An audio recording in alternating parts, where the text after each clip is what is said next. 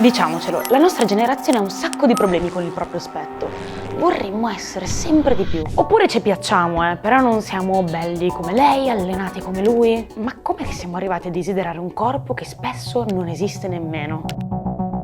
Vediamo come i social possono influenzare il modo in cui ci percepiamo e che cosa stanno facendo nuove generazioni e istituzioni per resistere. Disclaimer importante: gli studi per ora non possono dire con certezza che siano proprio i social a peggiorare la percezione che abbiamo della nostra immagine, ma una cosa la dicono chiara: i social possono essere carburante per ansie, insicurezze e disturbi legati alla salute mentale. I dati: un adolescente europeo su 4 dice di sentirsi troppo grasso. Se guardiamo solo le ragazze, 1 su 2 dichiara preoccupazioni costanti per il proprio fisico e insoddisfazioni per il proprio corpo. Nel Regno Unito quasi un giovane su 2 ha detto che i social lo hanno fatto preoccupare per il suo aspetto. La generazione Z non è la prima ad essere in conflitto con il proprio corpo, ma è la prima a guardare se stessa e gli altri quasi solo attraverso uno schermo.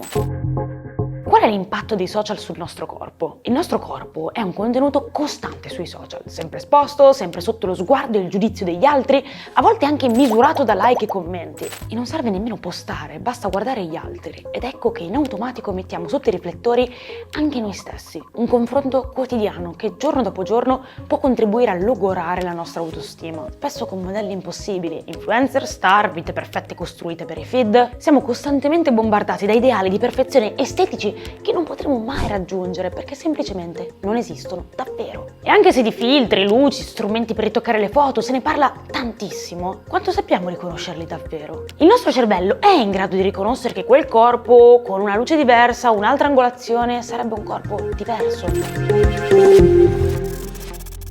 I social fanno interiorizzare molto più in profondità questi standard, perché sono un ambiente immersivo, scorri, reagisci, confronti, ritocchi, guardi ancora e così giorno dopo giorno il corpo ideale diventa il corpo normale. Per non parlare poi di alcuni contenuti che ci dicono come dovremmo mangiare e come dovremmo allenarci, come essere più magri, più tonici e più accettabili. E specialmente per le persone che soffrono, che sono predisposte a soffrire di disturbi alimentari, questi contenuti diventano veleno. Spoiler, sono tantissime, almeno 3 milioni solo in Italia. Gli studi dimostrano che l'algoritmo può spingere verso contenuti sempre più estremi, fino a post e video che di fatto inneggiano ai disturbi alimentari e a corpi magrissimi, non sicuri per la salute. È stato dimostrato che contenuti relativi a cibo e diete possono apparire nei feed di un adolescente già dopo 8 minuti dalla creazione dell'account. Attenzione, non possiamo dire che i social causino disturbi alimentari. Stiamo parlando di fenomeni complessi, con 1000 fattori diversi. Ma sì, i social possono fare da carburante. Il punto è saper distinguere tra informazioni che hanno base scientifiche e quelle che semplicemente non ne hanno